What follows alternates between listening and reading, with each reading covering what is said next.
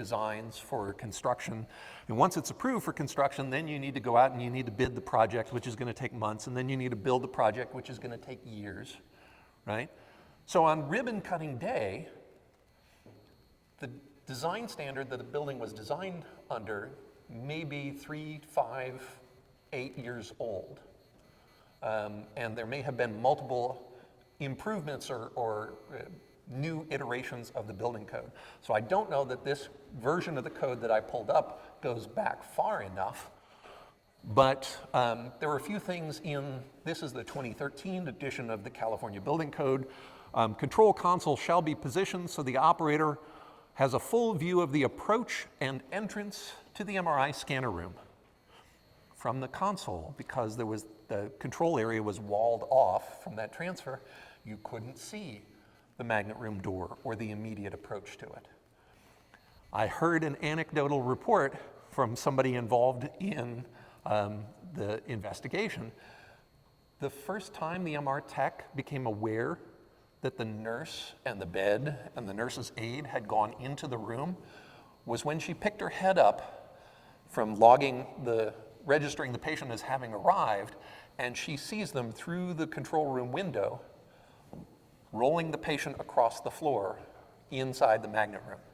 So potentially, a direct line of sight might have improved things there. Also, MRI rooms have to have the illuminated red sign that says the magnet is always on. Now, if they had ferromagnetic detectors and ignored those, I don't know that the sign would necessarily have made a big deal, but there are some design elements associated with this space that raise some red flags as far as I'm concerned. My little clip art thing. Any of you guys study classics? The story of Icarus, right? A few heads nodding. Okay, so this old guy, ancient Greek time mythology, ancient Greek dude develops wings so that he can fly. And this is the coolest thing in the world.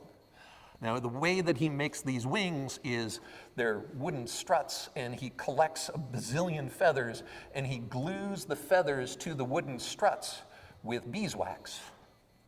And he makes these elaborate wings, and he learns to fly, and he thinks, I'm going to give the coolest gift to my son, Icarus, coolest gift ever. I'm going to make him a pair of these wings so he can fly too.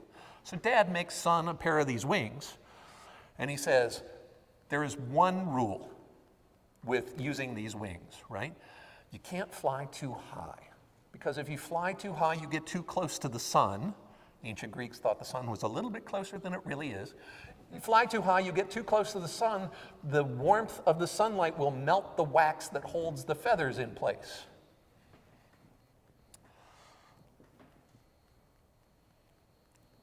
Icarus grabs the wings, starts flying, thinks this is the coolest thing ever, thinks dad is a big old namby-pamby for not letting him fly high, soars up higher than he's supposed to, and lo and behold, what happens? The sun melts the wax, the feathers come loose, and now he's strapped to a bunch of tree parts and falls to his death, right? Why do I have clip art for Icarus, right? It's when we fly too high, right? You've all heard that as sort of describing somebody in a situation before they do something really stupid. This hospital was flying high.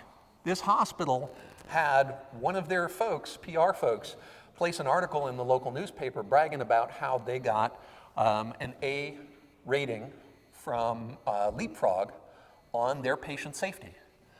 It is safe to say they no longer have an A rating on patient safety anymore after this accident. So these are the two reports that I alluded to before. On the left, because it was a workplace injury, is the state/OSHA report. On the right is the State Department of Health/CMS report. Now what happens is if something bad happens at a hospital that is also gets paid by Medicare or Medicaid, right? Something bad happens at a hospital that gets reimbursed by Medicare and Medicaid, which happens to be just about every single hospital in the United States. The State Department of Health picks up the phone and they call Medicare. They're like, yeah, we had this bad thing happen. It's one of ours because we license it, but it's also one of yours because you pay some of the bills. Do you want us to investigate it, or do you want to investigate it? My understanding is about 99 times out of 100, CMS goes, you got it. Send us a copy of the report when you're done. If something is bad enough, the CMS folks would go, yeah, no, we're going to take this one. And essentially what happened in this accident, if I understand correctly, CMS more or less sort of deputized the State Department of Health employees and have their boots on the ground. They have more folks there. They essentially have the State Department of Health folks do the investigation, send their notes to CMS. CMS produces the report. Why do I explain this? Because the fact that CMS reported on this becomes real important here in a little bit. There is a natural reaction to try and figure out which individual was responsible for this accident.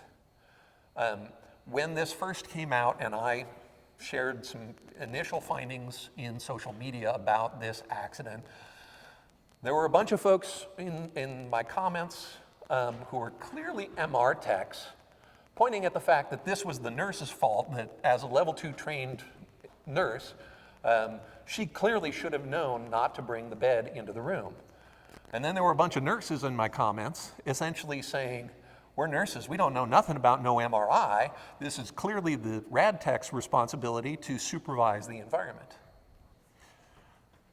The only time that I find that the distillation of the blame game down to an individual person is appropriate is when somebody did something deliberately. Every single MRI accident that I've ever investigated, the people involved all thought they were doing the right thing. Then it becomes a question of why did they think the thing that they were doing was the right thing? Is it because they had been taught incorrectly? Is it because no one ever taught them anything and they were just sort of left to their own devices?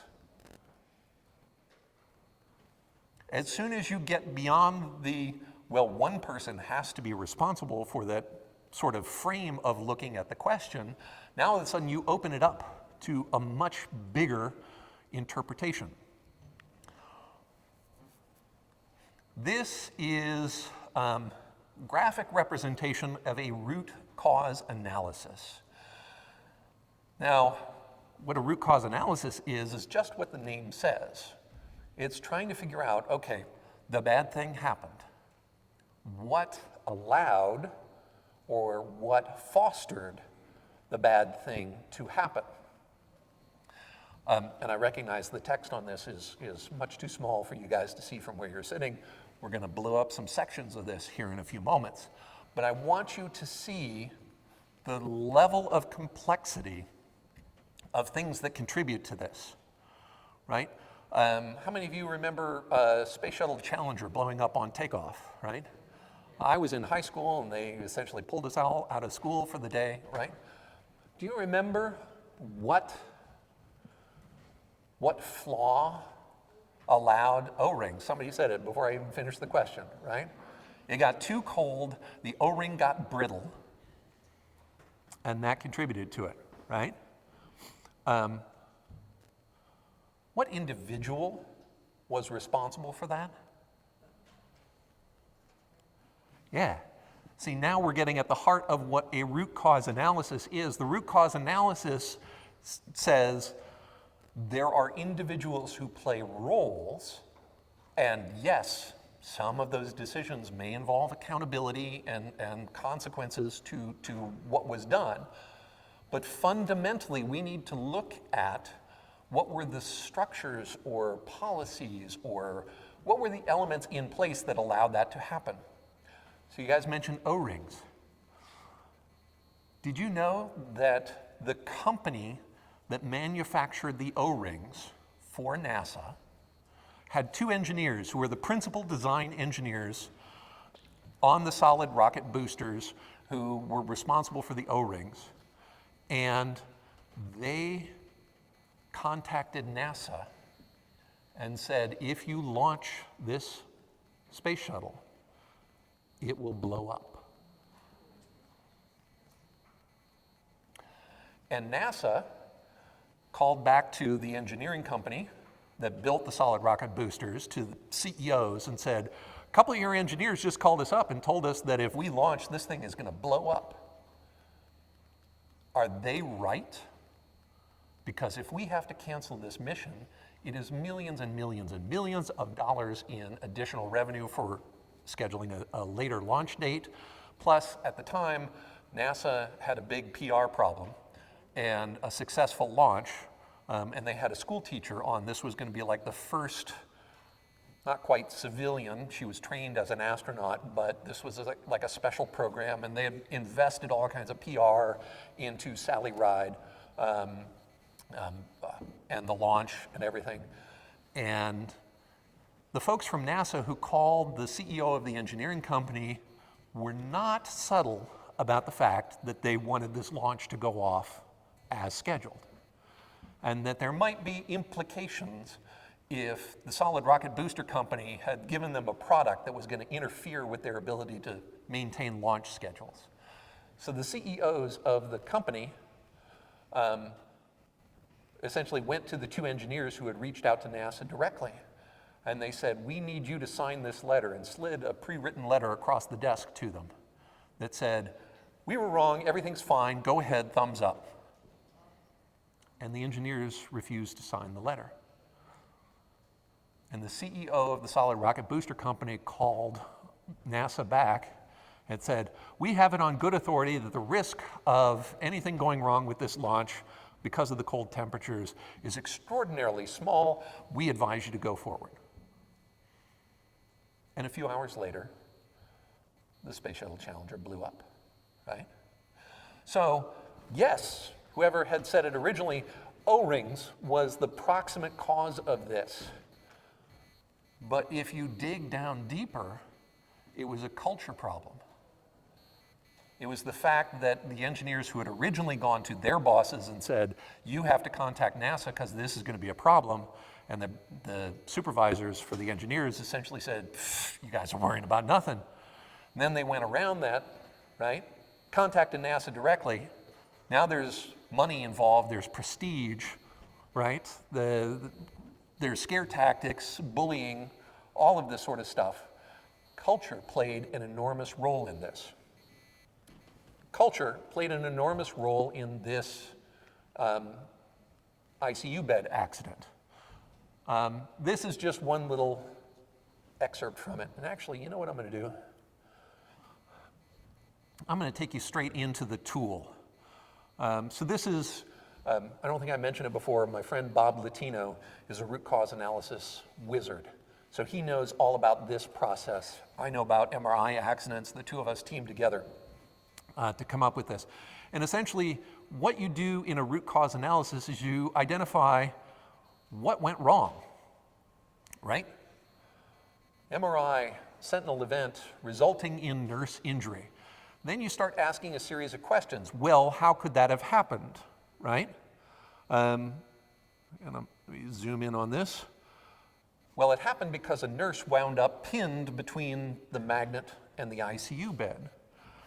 And you're, well, how could that have happened? And you start just asking the series of how could that have happened questions over and over and over again. And you're looking for as many things that contributed to this specific condition. And as you can imagine, you know, it's like the annoying 4-year-old who keeps asking why, right? In order to do a good root cause analysis, you have to be the annoying 4-year-old. And you have to continually ask why. What allowed this thing to occur that led to the next thing, that led to the next thing, that led to the ultimate bad thing? So we wind up with the injury, right? The nurse being pinned, and then there's a small little branch of the tree over here that talks about how we made things worse, for the nurse at least, by tearing her out from between the ICU bed and the magnet as opposed to quenching it. So that's not what caused the problem, but the way in which we responded to the problem in some ways kind of made it worse. So that little bit stands off all by its lonesome. So let's just zoom in on some of these things. So we identify that how could that have happened? Well, the nurse brought the ICU bed into the magnet room, zone 4, from zone 3. How could that have happened? Under what circumstances does a nurse bring this into? Well, the nurse was ineffectively trained for the level 2 designation. One of the interesting things about this particular facility is if you were a radiology department employee and you wanted to get level 2 MR safety credentials, you not only had to pass the test, but you had to have sign-off from a supervisor and from the director of radiology. They wanted to verify that you had the competency, that you didn't just simply memorize a set of post PowerPoint quiz questions, which incidentally was how they did their MRI safety training. They wanted to make sure that you knew more than that. So if you were a radiology department employee, you had to, number one, you had to watch the PowerPoint, you had to pass the questions at the end, you had to get sign off from your supervisor, and you ultimately had to get sign off from the director of radiology. If you were a nurse, however, you only had to do the PowerPoint, and you became essentially equal to the rad tech in this instance. So while the nurse had the same designation, MR safety designation, as the rad tech, the way in which she got there was substantially different than the way that the rad tech had gotten there.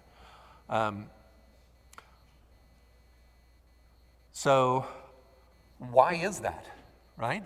Well, why did the director of radiology require sign-off for their staff, but not require sign-off for folks outside of the radiology department, who, in my opinion, probably are in greater need of sign-off than my rad techs are, right? Well, according to the ACR, who defines the curriculum or competency for MRI safety training for an institution? The MRMD, the supervising physician, typically a senior radiologist, right? So where was the radiologist in all of this? So they asked in the investigation, they said, who's your MRMD? And the director of radiology said, well, that's our chief radiologist. And then later on in the interviews, somebody apparently had whispered in her ear, and she said, I would like to amend one of my previous answers. Our MRMD is not the chief of radiology. Our MRMD are two sub-chiefs, the body sub-chief and the neuro sub-chief for the group. If the facility doesn't even know who their MRMD is, how can that person be overseeing safety training or sign-off, check-off? There are so many individual sort of points on this. How could that happen? This site was Joint Commission accredited, right? They were completely 100% in compliance with Joint Commission diagnostic imaging standards on MRI safety. What does that tell us about Joint Commission standards on MRI safety? If you can be 100% compliant with the accreditation criteria and something catastrophic happens that the accreditation criteria don't even touch, maybe we shouldn't count on the accreditation criteria as providing us protection, right? There are way too many that, beyond what we can go through in this time period. Bob and I are working on a series of articles and presentations that will be built out of this. So if you are interested in, getting way under the hood with this, there will be more information forthcoming. So I encourage you, if you are interested, please stay tuned.